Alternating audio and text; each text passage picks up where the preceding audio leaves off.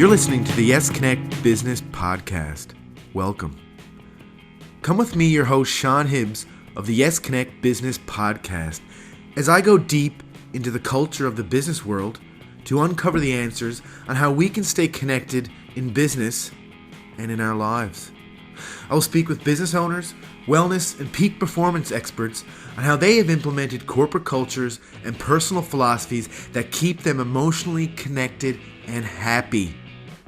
You'll also hear how these experts are not only happy, but successful in their businesses because they've improved their business's productivity, efficiencies, and most importantly, because of being happy, they've actually improved their bottom lines. Simple, right? Hello, everybody, and welcome to another episode of Yes Connect. This is Sean Hibbs, of course, your host. I'm here with Jerry Boyles today. Very happy to be here with Jerry, actually. I've known Jerry now for a couple years, and Jerry's sort of one of these guys that's, his daily positive inspiration is sort of, it's really cool. It's really cool to see. Jerry's actually a realtor. He works for Coldwell Banker. He's been a realtor now for the last 7 years. In the last 6 months, actually, Jerry's won the top 3 for Coldwell Banker in Newfoundland. What's interesting about Jerry as well is he used to be a fitness and lifestyle coach, which is kind of aligns a little bit with the idea of daily mindful practices. And me and Jerry will talk a little bit about that as we get going. But Jerry, nice to see you, buddy. How's it going? Thank you so much. I appreciate you having me here. Yeah. So what are you up to these days? Like what's taking up your time mostly? And well, obviously, the first quarter of the year is primarily focused on prospect billing. Like real estate has a tendency to be a little bit seasonal. So you have your January, February, March, where we're just after Christmas. People typically have spent a fair portion of their income through Christmas and through that season. Yeah. And so what we find is that the first quarter, I'm spending a lot of my time doing follow-up and taking some of the tips from our last meetings and doing gratitude letters, follow-up calls with clients to try to instill and improve upon our relationship. Yeah. And then as we move in through more of the peak seasons, June, July, and August, and then once again before Christmas, you've already got those relationships well established, and so that business flows. Sure. So Jerry, you and I were talking, it's interesting that you said about the gratitude thing. You and I were talking a little bit about what mindfulness is about, and you kind of went, when I just the idea or the word, the language of mindfulness, you just kind of went, well, I don't really think about it like that, but in reality, when you think about it, when we walked away, and that was a couple weeks ago now, and when you think about it now, you realize that on a day-to-day basis, there are a lot of mindful things that you do. Absolutely. I mean, I really feel like, first of all, like in every business, in every area, you have key phrases and terms that are sort of, they may be completely synonymous with that industry, but they're very ambiguous to someone who's outside it, right? Yeah. I used the analogy before in a previous conversation with regard to the word wellness, maybe 5 or 10 years ago in the fitness industry. It's sort of synonymous now, where people think of it as mind, body, spirit, and it's not just exercising a person's body or rehabilitating a particular appendage. It's about improving their mental state and their spiritual state. When we first sat down and we talked about the terms wellness and gratitude, they meant very different things to me than what I think you had a context for. And once we had a conversation about it, I realized that some of the elements that I was bringing to my own business, I wasn't really thinking through that lens, but I was doing them for the same purposes. So if it's what I refer to as a call to action letter, what really it is a gratitude letter. It's sent out on an annual basis to say, thank you very much for having done business with me, and I really appreciate you taking the time to be willing to work with me. And so while I was doing that element, or if it's follow-ups after birthdays or closing day anniversaries, or if it's just sending out closing day presents or gift certificates, whatever it might be, you're showing gratitude to the client. And that, I never really looked at it from the point of view of gratitude or whatever. It was more so just something that's really important for me to do as a part of my business, right? Yeah, absolutely. Yeah. I find what mindfulness really is to me is that when you think about the daily things that you have to do, like the obstacles that you have to get through, you think you'll go and read some tips and it'll say, do this one thing every day, or do this other thing one day, or here's 10 tips on how to keep your customer happy.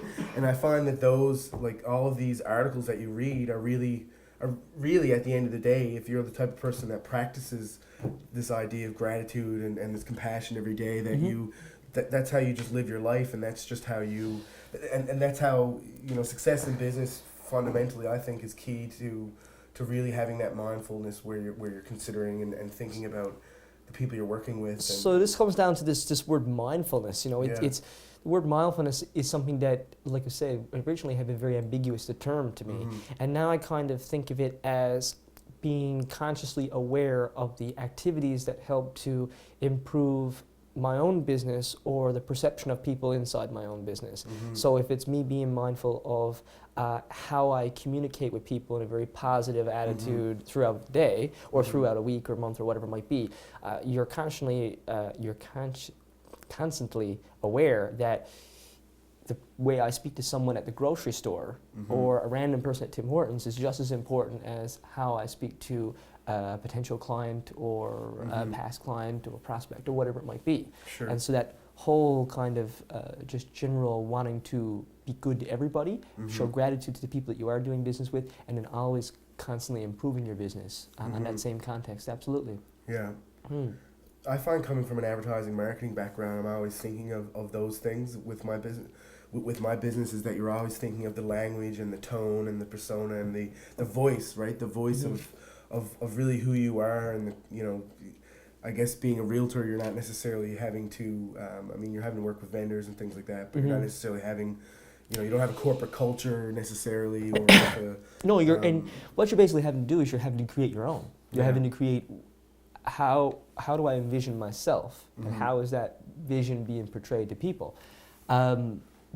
My business is built very much so on one-to-one interactions. It's husband and wives, it's girlfriends and boyfriends, it's single people, and your ability to make those people feel special and feel that they are being well taken care of in the context of your transaction. And so while it may not necessarily have a broad scope of an entire business or entire company, with those individuals, that mindfulness and that gratitude is, I think it separates you from your competition, personally. Yeah, absolutely. And that's a big part of why I'm doing it, but I guess from a personal context in my own life, I found that just going through all those things that you have to do to become successful as an entrepreneur at the end of the day, I had to do something where I was just going to go nuts. It's either because you have to be willing to go financially, you have to be willing to go financially low, you have to be willing to, and anybody in any context in any business, even if you're and you're a multimillionaire, there's, you to really become successful and to keep becoming successful, is that you have to make these major risks, right? And you could lose your house, you could lose your you could lose your shirt on any deal. For me, my background was not in any kind of business pursuit, and so I feel like some of the attributes that I brought from my previous occupations were beneficial in the actual interactions with people, the way I communicate with people. But when I think of mindfulness as well, I always think of it as how I'm constantly educating myself to improve upon my own business. And one of my biggest weaknesses when I started off is I really had very little business experience. And so you're reading books and you're taking tips and you're looking for mentors so that you can try to get a context for how do I run a successful business? Like, it's just so ambiguous to me to go, well, what do I do to be successful? And it's certainly not how much money I can make or how many clients I can get. That's the end result of doing the right activities. You can't run a successful business until you find the mentors to teach you the activities that are going to drive that business, and also build your knowledge on that same vein of thought. Yeah, I think it comes down to not only, like you said, being involved in trying to improve your business by, improving your knowledge or your knowledge base of the industry, but it's also about thinking and believing in a certain way that allows you to attract the right people into your life too. And I find that's, when I think of the mindfulness part of it is really thinking about how do I be the change, right? If I want the business community to change, and I want, you know what I mean, and I want things to change, then I go and I be that change, right? And I think that you want to be the person that you want to meet, right? Yeah. So, well, I think a lot of people, they live their lives in bubbles that are very centric upon themselves. My neck hurts, my back hurts, so I feel bad today. I never got enough sleep, so I'm tired. I am busy, so I won't eat. And so rather than thinking from the standpoint of, okay, my neck hurts, my back hurts, but that shouldn't impact how I treat other people. That's something to do with me. Or I'm busy today, so I need to become more organized, so I'm eating appropriately so that I have the energy to be able to put into my business. Or I am, balancing the relationships that I have with my friends and family and with my wife so that I have the right context to have a positive attitude toward my business. So it becomes a whole holistic thing, which I kind of feel has come from my fitness background, being very conscious of it. And it's only since our conversations that I've thought of it as the context of mindfulness, more so than the word wellness. But it's probably, I don't know if it's necessarily interchangeable, but they're very similar concepts. Yeah, for sure. So we talked about being mindful, I think it's more so about being self-aware, you know what I mean? You said, my back hurts, my neck hurts, but the proactive things we do to make sure that your back doesn't hurt, so that Absolutely. Also the way that you react to that pain. You might have a big back pain, but you might wake up and you might be very contrary about your little back pain. But if you learn the proper techniques and the proper way to cope with that stress, and I find that being an entrepreneur, like I said, going to those lows that you have to go to kind of get to the highs, getting through those are the biggest part. I think a successful entrepreneur focuses on their goals. I think they have big visions. Not necessarily materialistic aspirations, but visions for how they want their business to be structured, or how they want people to perceive them, or how they want to be known in the community, or whatever it might be. And so when you have something small that happens, like the Tim Hortons person fools up your order, or it could be something as foolish as that some people are set off by because they're not happy at a lot of other things they're doing in their lives. Or if it's that neck pain or back pain, that sort of evaporates when you have a higher priority. Almost like your whole hierarchy of needs. If you're starving to death, you can't focus on painting a painting, right? Where these people, they have that high aspiration. Their painting is their business, and so they focus on getting all the rest of the things in order so that they can have a good base to be able to build their business from. So I think too, it's also about knowing that those little things. Build a very mature person who can structure a successful business. And if you leave everything to the side, and if you're not mindful of those other things, then you'll be able to be successful for a period of time. But at a certain point, you're going to fall apart, or you're going to have a blow up, or you're going to be too stressed to have a heart attack or something like that, right? Yeah, and it's those daily things that you do. Like, for example, I've got some friends of mine who are creative guys. One of them is a freelance creative graphic designer. And he sits and he gets in these really bad spots where he's not getting any business. He's not, and he literally relies on referrals. 100% of his business is on referrals. So if somebody's not, if he's not at the top of mind of somebody in that month, he might not get any business. But I say to him, well, how many meetings a month do you have with new people or potential clients or potential, I said, I make sure I meet at least 5 people a week. That's my goal, right? Is to meet, not necessarily meet them, but friends, or nourishing relationships, nourishing past business relationships. I always make sure I have 5 people I meet every week. And I said to him, how many people do you meet with a week? And he said, well, I don't really plan. I just get everything from referral. So that kind of goes along with the idea of preparing your life because really, as a business owner or whatever, an entrepreneur, you need to know people, and I think you have to understand it. Every business is a little bit different, but every business has the same foundations in that respect. So you first need to figure out what are the activities that are driving my business. If it's If you have a snow clearing business and it doesn't snow, well, you know, you're at the mercy of the weather. But in this particular context, if you have an advertising person or a marketing person, or if you have a person like myself who's in sales, you have a real ability to reach out and touch people and really get them thinking about maybe potentially needing you, or even just instilling a positive impression so that when the conversation comes up with someone else, that they'll potentially refer someone. But sitting on your hands, I mean, that's not really any mindfulness practice at all. Right? It's quite the opposite, right? Absolutely. One of the points that you had made earlier was regarding mentors, you know, and being mindful is one thing, trying to have a context or have a thought process for what activities you should be doing. But sometimes also, if you don't know what you should be doing, or if you don't come from, say, a natural personality who is reaching out, like you're a very social person, you're also a very confident person, so you naturally don't have any anxiety associated with knowing people.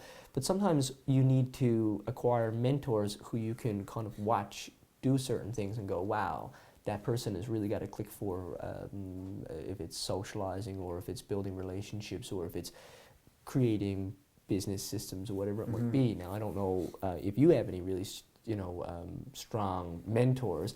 I know that I've really focused on acquiring good people around me to help teach me things that I don't know.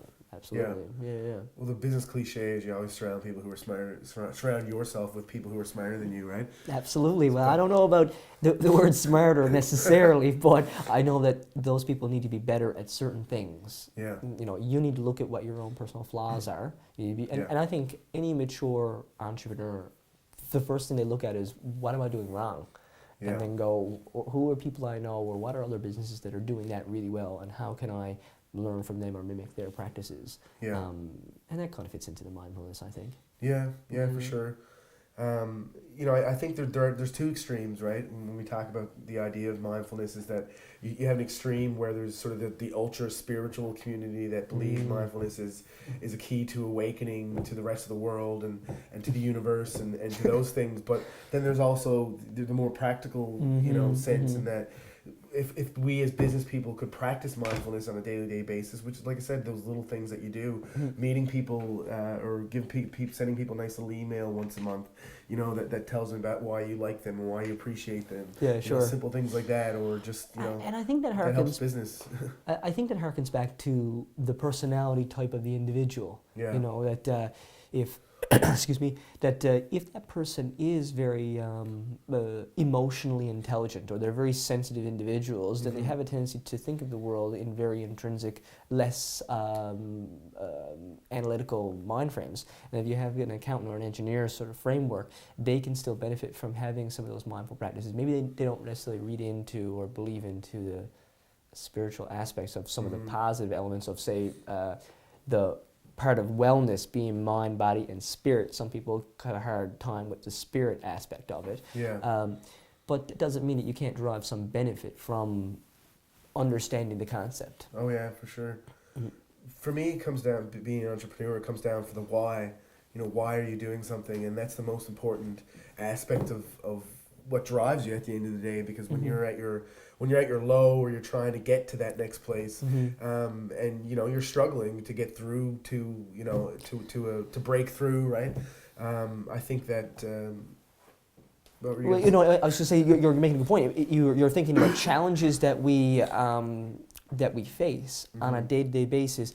Some small, like the bad neck, or some maybe significant. Maybe you go out today and you have a car accident, you're seriously injured, and you're put off work for 3 or 4 months. Then I've always, I've had some challenges with regard to injuries, and what I've always found, especially from a fitness perspective, is that injuries have a tendency to, while they lay you back from one aspect of your life, they always open up an opportunity to be able to focus on other things. So maybe you're not as structured or as organized in your business. Well, you can sit down on the computer while having that injury and focus on that other aspect of your business, that the whole, you're going out, you're meeting people and socializing and stuff, okay, you had a real strong aspect of that your business, but you weren't as organized. Well, all of a sudden now that injury or that negative element to your life allows you to focus on that. So it's always something positive that comes from these things. And if you are always looking at your challenges as potential positives. This is a learning experience, this is an opportunity for me, then you'll be a far more successful entrepreneur than another person who looks at this challenge as just something that is a problem that I need to overcome or circumvent or avoid or whatever. Yeah. No, that's a good point. That's a good positive way to look at things. I've had a very bad neck, and I've heard other things, and especially as a person who's very who loves to exercise, and you're restricted in those elements, you start to go, okay, well, maybe I can work on the organization of my workouts, or maybe I can just focus more on my business, or whatever it might be, but you have to have the right context. Because if you just think about, woe is me, and my neck hurts, and my back hurts, and you just think about how terrible my life is because I can't do what I want to do because I'm hurt, or I don't have enough money to invest in advertising, or every challenge is insurmountable if you make it insurmountable. Right? Absolutely, Yeah, and I think being self-aware and like I said, getting into this mindfulness again, really that's what it's about. It's about being self-aware and recognizing that when you're going through certain challenges, you can get over those, and you can realize a lot about yourself by doing it. Yeah, you're not dead. You're not dead. So and every situation. I mean, I know that people have more significant challenges.